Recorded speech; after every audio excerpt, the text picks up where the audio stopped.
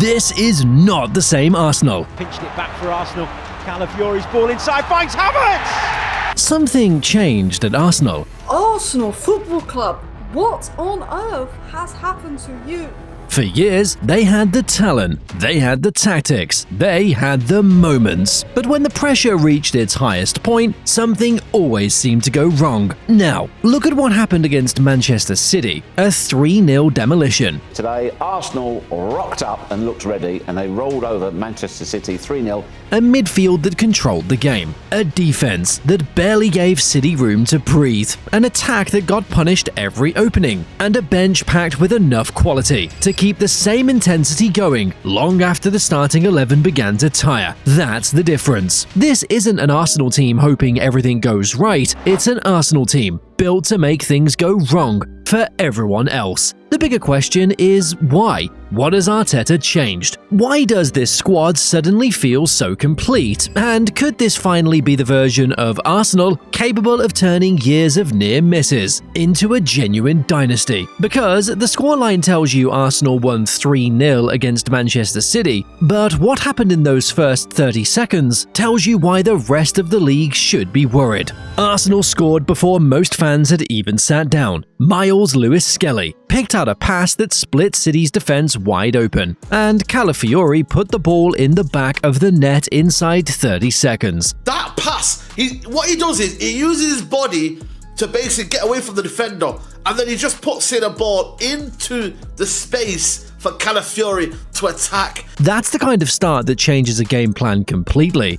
And it forced City into a position they clearly weren't ready for. From there, Arsenal didn't sit back and protect the lead, they kept coming. The second goal showed exactly why this team is different from the one that relied so heavily on dead balls last season. Christos Tzolis attacked the back post from a cross, and instead of forcing a header he didn't have the angle for, he nodded it back across goal for Kai Havertz to finish. That's not luck. That's a player reading the situation and making the smart choice under pressure. Then came the third goal, and this one really summed up the afternoon. A flowing move down the left ended with Martin Odegaard finding space that shouldn't have existed against a team defending a trophy, and he sat the goalkeeper down before rolling it in. Absolutely humiliated Gigi Donnarumma with that goal. He could have walked the ball in, he sat him down, Jeff. Calm, almost lazy, the kind of finish you only get when your team is completely in control. I mean, Martin Odegaard, the confidence in him to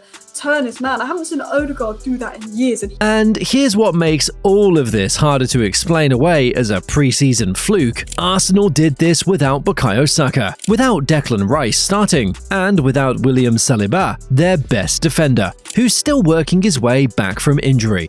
4 key players missing against the champions of the last decade, and Arsenal still looked like the better side by a distance. Meanwhile, City looked lost, a new manager in Enzo Maresca, a high defensive line that got exposed twice, a midfield that never found any rhythm together. Diaz didn't hide from it afterward. He called the performance not good enough and pointed to the early goal as the moment the game got away from them. But that early goal wasn't an accident. It was Arsenal doing what they'd clearly planned to do from kickoff, and City having no answer for it. Beating a rival that badly while missing 4 regular starters isn't something you can put down to one good day. That's what real depth looks like. And depth is exactly what separates this Arsenal team from every version that came before it. 2 summer signings started that game, and both of them looked like they'd been at the club for years, not weeks. Bruno Guimaraes and Christos Tzolis walked into the biggest match of Arsenal's pre-season and played it like it was just another Sunday. With new signings, only 2 of them in the starting lineup against City, in Bruno Guimaraes and Tzolis, and that it just showed that whoever will want to beat them this season in the league, they will have to be very strong. No nerves, no settling in period. No need to ease them off in the bench first. That's rare for any transfer window, and it's almost unheard of for 2 new signings to hit the ground running on the same afternoon. Start with Bruno. For me,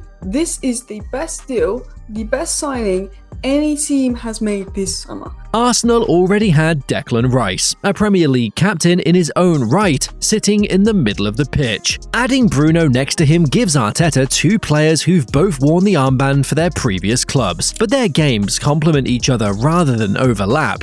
Imagine a pivot of Rice and Bruno Guimaraes. Many of you don't understand how dangerous and how lethal that is. Rice covers ground like almost nobody else in the league and wins the ball back through sheer physical force. Bruno does his damage differently. He's the guy who can receive the ball with a man breathing down his neck and still turn out of trouble, still find the pass that breaks a line. Arsenal have just purchased a 6/8 that can pass the ball through the lines. Put them together and you've got a midfield that can survive anything a team throws at it, whether that's a physical battle or a team trying to press and suffocate the build-up. The mobility doesn't become as much of a question mark here, because now the guy was playing with Tonali before, who in his own right is an athlete. You're putting him next to Declan Rice now, in a team that is already so protected defensively too. And then there's Miles Lewis-Skelly, who isn't even 20 yet and already looks like he belongs in that midfield picture too. He's a teenager, but he plays without any of the hesitation you'd expect from one. He carries the ball forward through pressure like he's done it for a decade, shifting it past a man with a quick change of direction instead of just hoofing it long to get out of trouble. That press resistance is what makes him so useful to Arteta,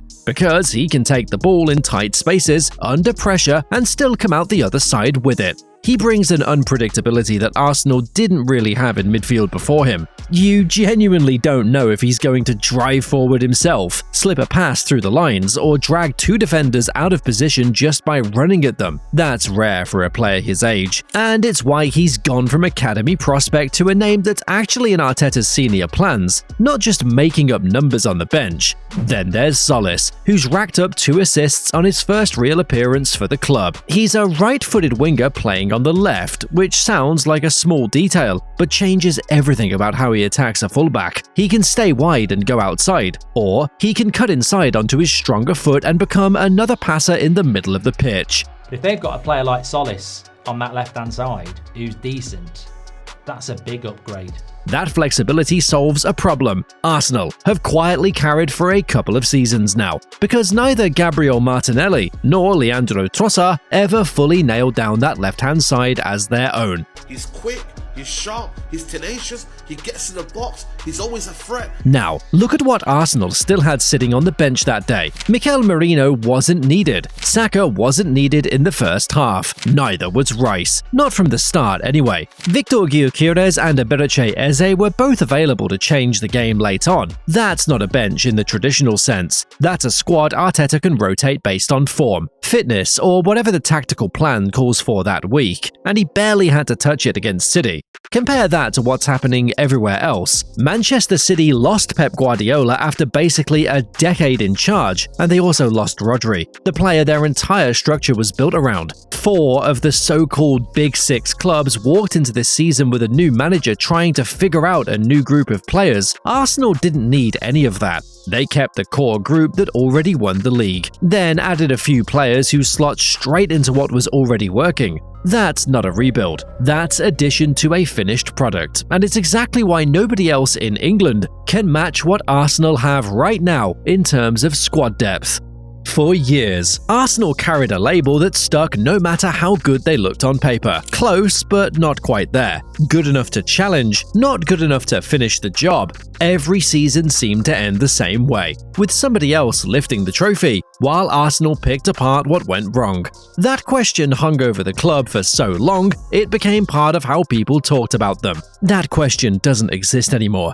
They won the league last season, and once you've actually done it, the whole conversation around the team changes. Nobody's asking if Arsenal can finally get over the line, because they already did. What's left now is a different kind of pressure, the pressure of trying to do it again. But that's a much easier weight to carry than the one they used to have. They basically are continuing where they left off at the end of the season, last season, when they were crowned Premier League champions after that such a long wait. The attack tells the same story. Last season, Arsenal leaned hard on set pieces to manufacture goals, and while that worked, it also became a bit of a crutch. Arteta wants his team scoring in open play more often, breaking down teams through movement and passing rather than waiting for a corner. Bruno's ability to find a pass through midfield. He's the one that does those line-breaking passes. He's the one that gets those passes into the final third. And Tzolis' threat from wide areas both push Arsenal further in that direction. And you could already see it against City. And he has a massive quality, which is when he's in the last 20-30 meters, he's so composed to pick people in and around the box.